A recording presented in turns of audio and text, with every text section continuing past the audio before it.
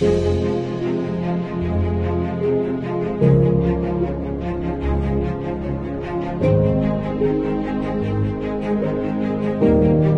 hii ilikuwa inahusisha miradi yote ambayo inatekelezwa katika jiji la Dar es Salaam. Miradi hii ambayo imebuniwa na serikali na kutekelezwa na TANESCO ina lengo la kuhakikisha hali ya upatikanaji wa umeme inaimarika katika jiji la Dar es Salaam. Tunamshukuru sana Mheshimiwa Rais wa Jamhuri ya Muungano wa Tanzania Dr. Samia Suluhu Hassan, ambaye yeye ukweli ameridhia kutoa hela kwa ajili ya kutoa fedha kwa ajili ya kutekeleza miradi hii.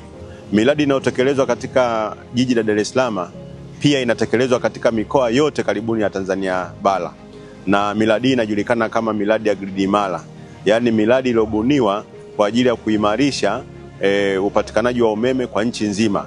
Na lengo kubwa la miradi hii sasa ni kuimarisha miundombinu ya kusafirisha na kusambaza umeme ili kuhakikisha tatizo la katika kwa umeme katika maeneo mbalimbali ya Tanzania linaondoka. Na kwa upande wa TANESCO pia tumekubaliana kwamba kwanza tuongeze usimamizi wa kutekeleza miradi hii, kumsimamia mkandarasi ili kuhakikisha kwamba mkandarasi anatekeleza miradi kwa wakati na anakamilisha katika viwango vinavyotakiwa.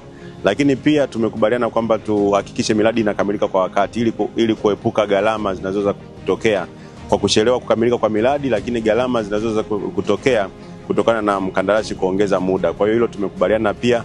Lakini lingine ambalo tumekubaliana na wataalam wa TANESCO ni kuhakikisha kwamba kuna kuwepo na mawasiliano ya ndani ili miradi iwetu iweze kufanyika kwa gharama nafuu, lakini pia iweze kufanyika na kuleta ufanisi unaotakiwa.